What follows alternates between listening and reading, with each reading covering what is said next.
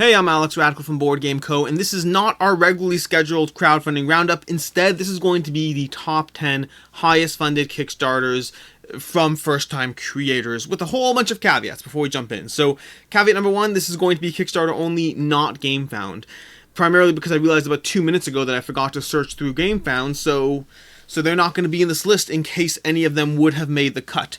Caveat number two, I cheated on one of them. One of them I kind of let them go even though it was their second Kickstarter project. We'll explain when we get to it. Caveat number three is I excluded things that weren't really design or board games. For instance, the largest funded Kickstarter from a first-time creator is going to be Exploding Kittens. It's just huge, but anything to do with comics or outside the board game space, RPGs, I took those out of this list, out of that running. And with that, before we go ahead and jump into it, if you want to hit that pause button and guess whatever ones you think made it, because number 10 will shock you. Like, actually, clickbait aside, number 10 will surprise you. Number 10 will be the first one. I can't imagine it's on any of your lists as within the 10 highest funded Kickstarters from first-time creators.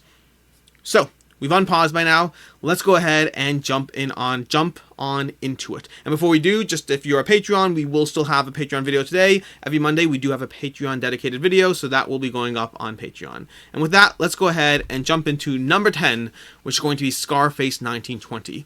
I told you number 10 will shock you. Scarface 1920 coming in at 859,000 euros. In general, this is sorted by Kickstarter's own search and reports, so they did the conversions for me.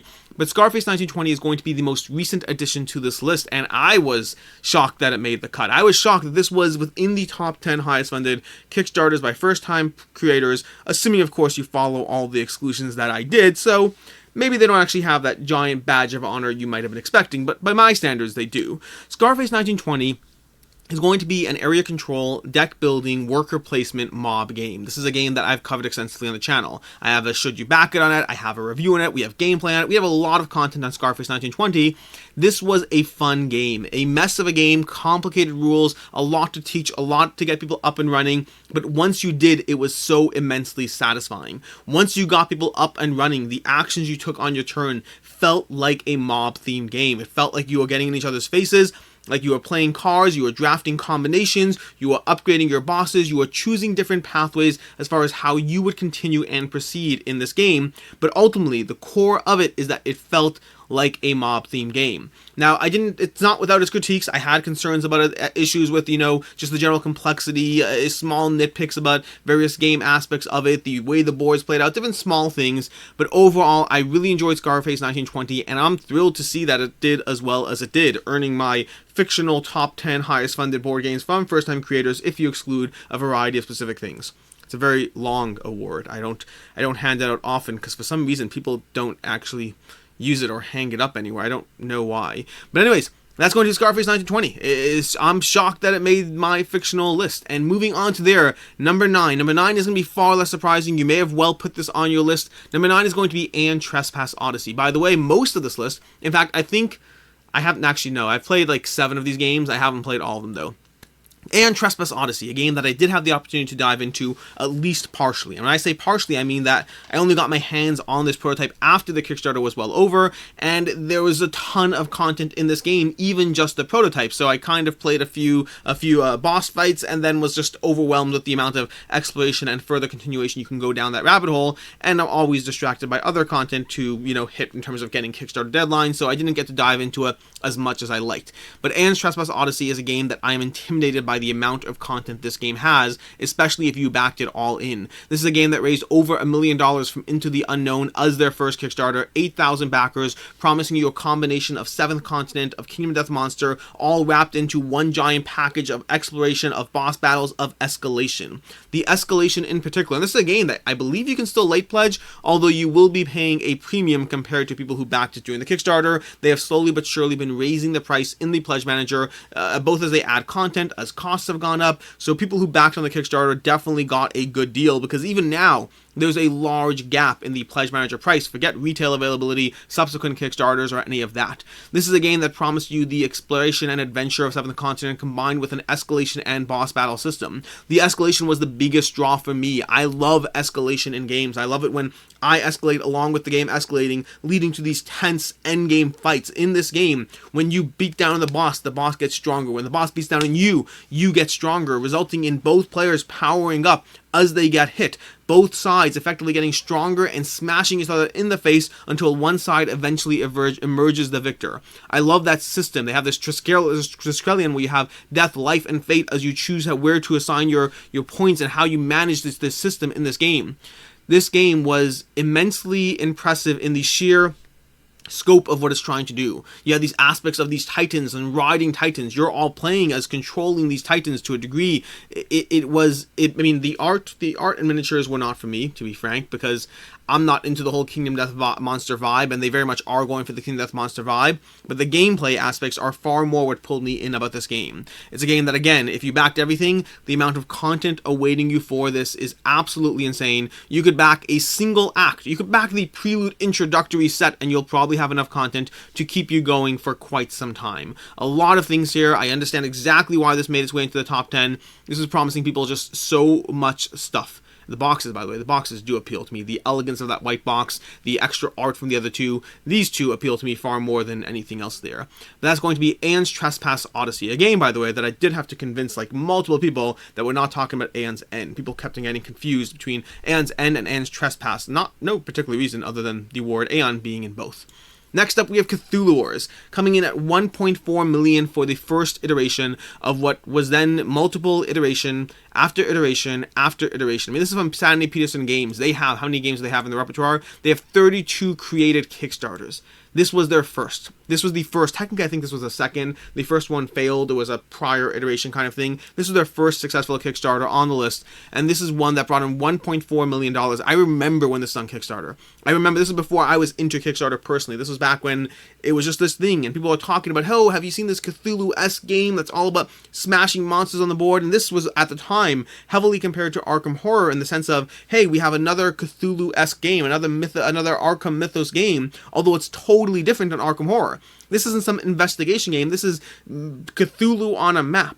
Cthulhu on a map, just replacing and stomping everyone down with the various elder gods. This is a game that I actually just reviewed on the channel shortly. I just reviewed it recently. This is a game that I spent years avoiding because I wasn't into the big, heavy gobs of plastic for a long time. It took me a while to get into those. I mean, I love the big, heavy gobs of plastic that are in left, right, and center in board games now, but at the time, it wasn't my thing. At the time, I wasn't into that kind of thing, and I saw this game, and I was like, I'm good. I don't need it. I think at the time, I was just playing Kemet, and I was like, Kemet's good. I will enjoy Kemet with the tiny little plastic miniatures. I don't need this over-the-top thing. And I passed on it for years, and then eventually I kept on hearing how good it was. And it seemed to be something that kept on holding up, and they launched Kickstarter after Kickstarter after Kickstarter. But to get an all-in on Cthulhu Wars would cost you somewhere in the range of $2,000, I believe. I'd have to do the math on it exactly. There was just so much content for this game across multiple Kickstarters, giving you many, many ways to dive into it. And that base game alone is not cheap, coming in at $150 to $200, depending on where you get it or when you get it, on sale, any of that. That's a lot of money because you're paying for these gigantic gobs of plastic that will go slam down onto your table, giving you a degree of gravitas as you level up your various elder gods, each one asymmetric in their factions, and then the expansions all add a ton of ways to add neutral elder gods, or to add other different, like to add priests. There's a ton of different expansion content. There's new maps, new everything, new first player markers, new glow in the dark miniatures, whatever kind of things you want, from gameplay to deluxifications to whatever you want for this game. That's going to be Cthulhu Wars, the number 8. Number 7 is going to be Deep Madness, coming in just over Cthulhu Wars at 1.4 million. Again, just a little bit more 1.4 million. This is going to be by Dimension Games, and they have followed this up since then with Deep Madness 2. They followed it up with Twisted Fables. They followed it up with Dawn of Madness. They've had a bunch of games, but Deep Madness has been their core offering that made them the name that they are today. Deep Madness is offering you Zombicide-esque gameplay, in the sense that you are going to have a few characters running around the map trying to survive, but as opposed to Zombicide, where it's more about just smashing baddies, grabbing some equipment, and enjoying your beer and pretzels as you play, Deep Madness is a far more punishing experience. I have had the pleasure of being able to play this game a few times and diving into it, and diving is a key word because you will frequently be going underwater in this game, trying to survive on your oxygen as you rapidly swim to the portal, try to rotate the doorknob, try to open it up so you can then come back to the surface, hopefully without having drowned along the way, and then proceed to walk into some horrible monster on the other side of that door that you just opened. This is a punishing experience where you are going to fight not for the sake of fighting, but rather for the sake of surviving. You're going to be running as often as you're fighting, you're going to be accomplishing objectives as often as you're running, and you'll be losing as often as all of that. This is a game where the balance of the game is just, it's punishing, it's tough. Along the way, you'll uncover elements of the story, what happened to the station that you landed on, what led to this just immersion of these monsters from the sea. This is giving you a Cthulhu-esque world with the underwater station. It was insanely thematic, insanely well done, really pulled me in. It just, for me, it didn't last in my collection just because I have a glut of other games that are filling this same slot. But even now seeing it, I kind of want it back because that box was big. The box was very, very big, unnecessarily big, especially if you got the all-in Profundum, Monsterundum, I don't remember what they're called, but they had these giant boxes to store all the content, all the gameplay from both these Kickstarters, because they had an original Kickstarter, they had a subsequent Kickstarter follow-up, and there's just tons. The miniatures are excellent, the gameplay is excellent, the game is all around excellent. I understand exactly why I put Dimension Games on the map. Number 6 is going to be Shadowborn Games, and this is where we just come shy of the $2 million mark. Shadowborn Games has been giving us Oathsworn Into the Deepwood, another game I've had the chance to play after I backed it. I backed this game on Kickstarter, and then I went all in because I shouldn't go all in, and then I had the chance to play this with the creators on TTS, and I'm excited to have this one come. This is a game that's combining the boss monster fighting of Kingdom Death Monster with an elegant system of card management that almost feels Gloomhaven-esque, although it's not really Gloomhaven-esque. It just feels like it. It's probably a horrible analogy, but you're gonna have these characters. You're gonna have this card management system where you're rotating your cards around your board. Whenever you play down a card, you push all the rest, but the stronger cards go further back, but then it's gonna push the others back into the rotation, so you're constantly cycling your cards back. It also has an element of push your luck. You can roll however many dice you want, but you have to be mindful and wary of failure in this game. You can push it. You can try to figure out what you need to do. Meanwhile, you'll be chopping off body parts of the various bosses you encounter as they just go through their AI system to smash you back across the board, doing untold amounts of damage or situations. You can have a variety of different bosses, from the swarm of rats, generating just hordes of rats every single turn, to this giant snake monster you can see on the screen in front of you. There's just a variety of different bosses and tons of heroes and tons of content, and they also had this interchangeable weapon set. They had a system over here where you can get the weapon pack and be able to actually change out the weapons on your characters as you're going through the game, giving you a degree of further immersion. They have terrain, they have miniatures, they have weapon sets, which I'm trying to scroll down to and not making my way down there. And this is all literally just the boss fights of the game. This, forget entirely the aspect of the actual narrative aspect of the choices or the storyline of the game as well. Because you can play this game one shot, you can also play a campaign based. I'm very thankful for the one shot games based on the way I play games. But here's the customizable weapon set, the armory that you're going to swap on these various creatures. You can change up their weapons as you go, which is very cool. Adds another degree of immersion. Potentially not worth it. It's one of those things that it's a cool thing in theory. Ultimately, does it detract or add to the gameplay? Time will tell on that front. But overall, this is a game that if you missed out on it, I would say not to worry. I believe they hope to do another Kickstarter at some point with further content, expansions, reprints, all of that. I don't know for sure, but I believe that will happen. So if you did miss out on this, you can either pay huge secondhand market pricing to get the game because this is a game that is good, or alternatively, you can back the second Kickstarter and get it later. No good choices, but there's other games to keep you busy in the meantime. This is going to be Oathsworn Into the Deepwood by Shadowborn Games. Next up, we have Kingdom Death Monster. Now, the second Kingdom Death Monster did far, far better than the first. The second one brought in, the second highest Kickstarter of all time, coming in, it was a 12 million? I don't remember exactly how much, but even the first one with 5,410 backers brought in $2,000. And that, by the way, the amount the backers spend in Kingdom Death Monster is much higher. If you look at the backer to total ratio in Kingdom Death Monster campaigns, both the first and the subsequent ones, it's high.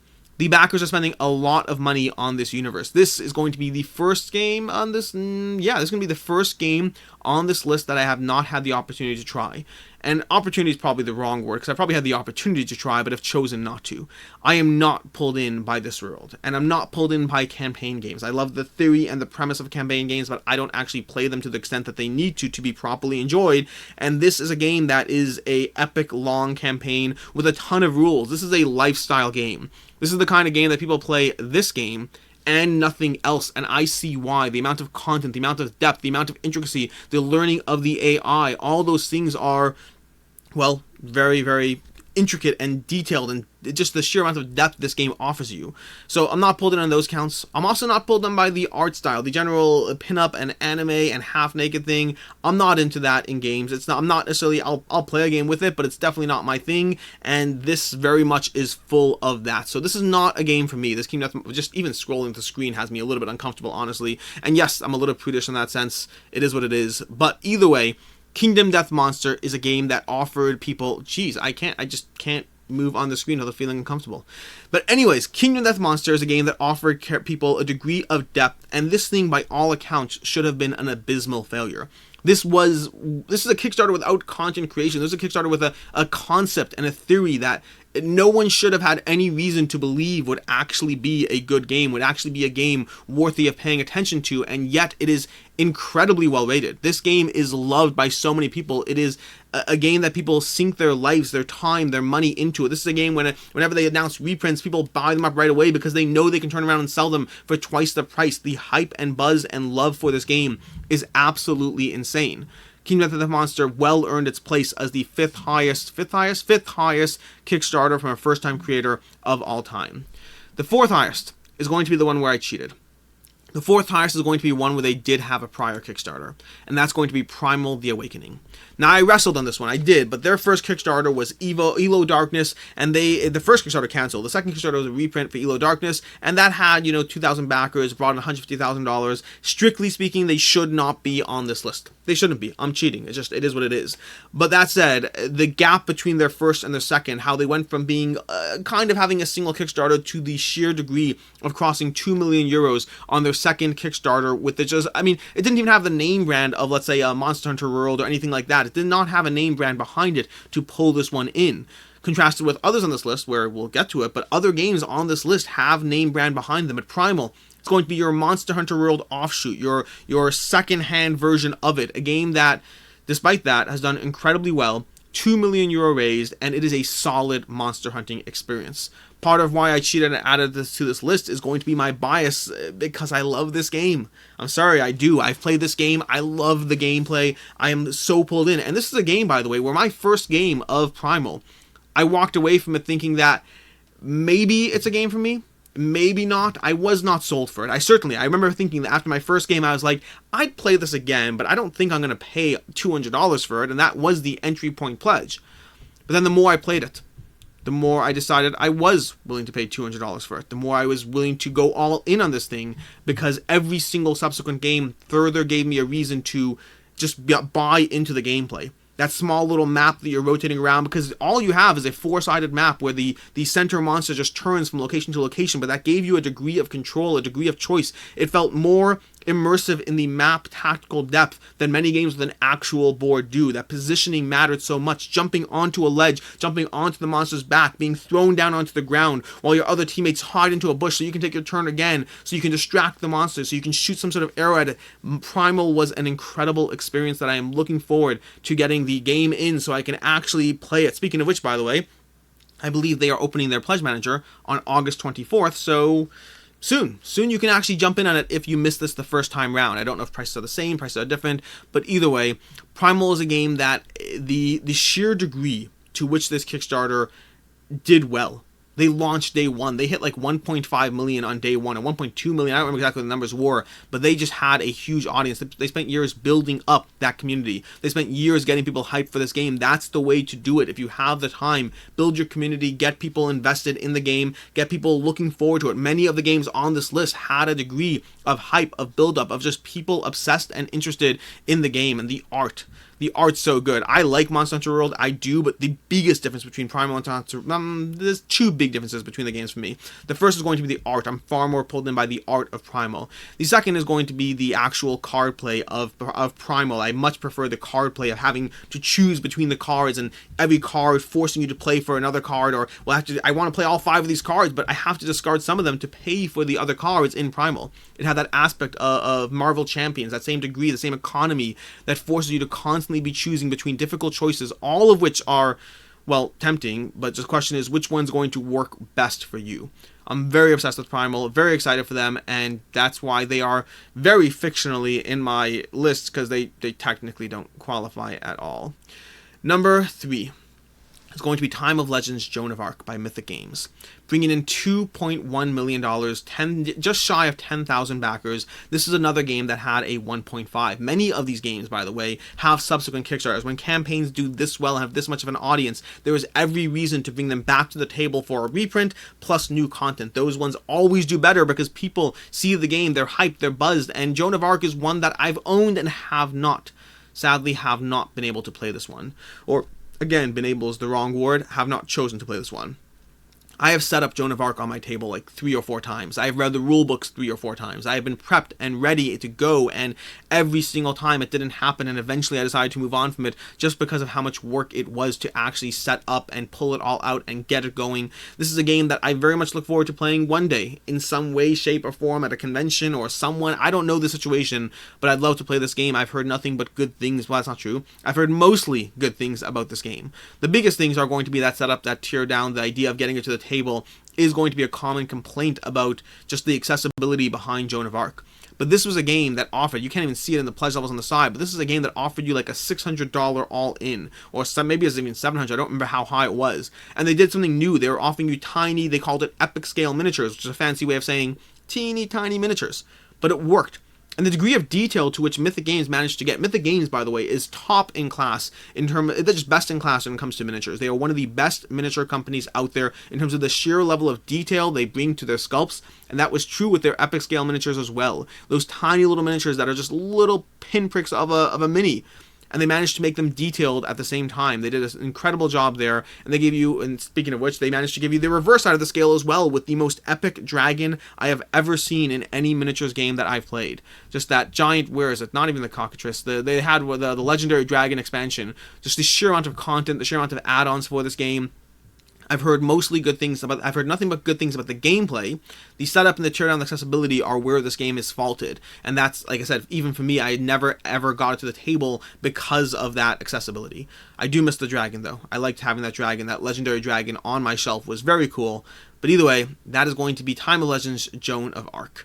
Which brings us to our number 2, which is going to be Conan by Monolith. Monolith and Mythic, almost 2 sister companies to a degree. They've worked together in the past. 16,000 backers, $3,300,000. This one is bringing an IP to the table, an IP to carry it forward and push it forward to a degree, but it's a game that, despite the IP, or because of the IP, I don't know which one you want to go with, it is a game that has been rated incredibly well, and this one is the first on this list that I have not had the opportunity to try. I've never owned this. I've never been next to someone who owned this. This is a game that looks good. That's the extent of where I can go with this one. This is a game where I've heard good things about the game, about the management of the Overlord system. Now, the rulebook, on the other hand, I have heard criticized a lot. This is a game that the system was re-implemented in Batman.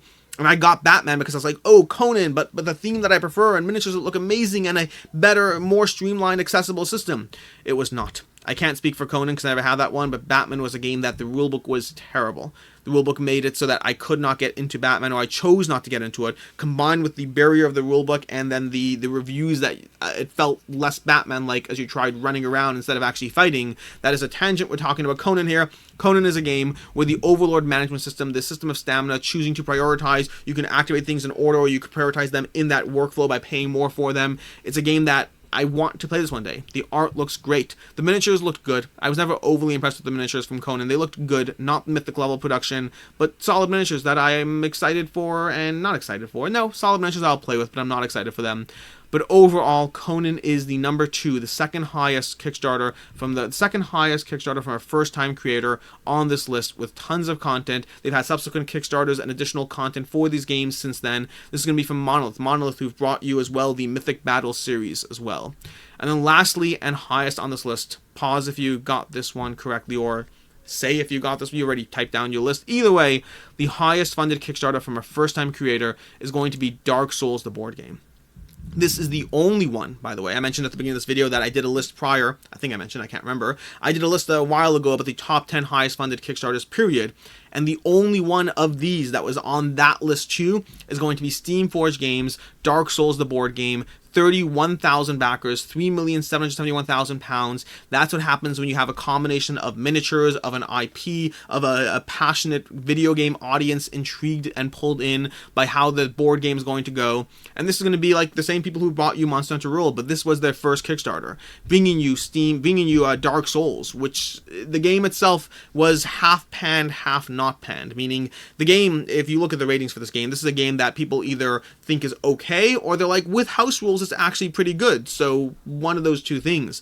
Now the boss fights I've heard good things about. In fact, the boss fights I've heard were compared to the boss fights in Monster Hunter World, which I have enjoyed. But the core gameplay, I've never actually played. This is another one where I've never had the opportunity to play it. I've not owned it, nor been around anyone who owned it. Dark Souls, the board game, is giving you a dungeon crawling experience that perhaps was too grindy where it shouldn't be. Perhaps it was mimicked too heavily, the video game, in an effort or an arena where it shouldn't have been going for that level of matching up of mechanics to the video game and the board game. But you can't argue. You could argue with how good the game is. Absolutely you could. But you can't argue with the £3,770,000 that this game brought in, putting it far and above. I mean, the gap between the highest and lowest on this list. On the low end, we have Scarface with €859,000. At the high end, we have nearly 4 times that, £370,000. That is a lot of money from Steamforged Games. And this started their rise as a Kickstarter creator.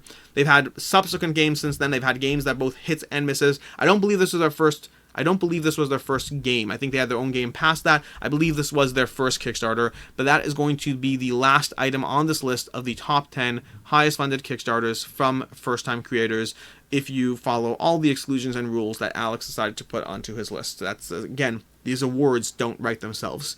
In any case, that has been your video. That has been the listing of all the games. We'll be back next week with a 2-back or not to back. There's enough Kickstarters coming, so we should be fine there. But this was just, our regularly scheduled diversion. Whenever there's not a full list of 2-back or not to back, we do some sort of Kickstarter alternate list instead. And this was this one. If you have ideas, if you have something you want to see for the next time we need one of these videos, let me know in the comments down below. Whatever it might be, the top 10 best Kickstarter games that don't have miniatures. Maybe that one. I don't know. You come up with the list. I'll add it to mine, and eventually it'll probably see the light of day if it is interesting enough.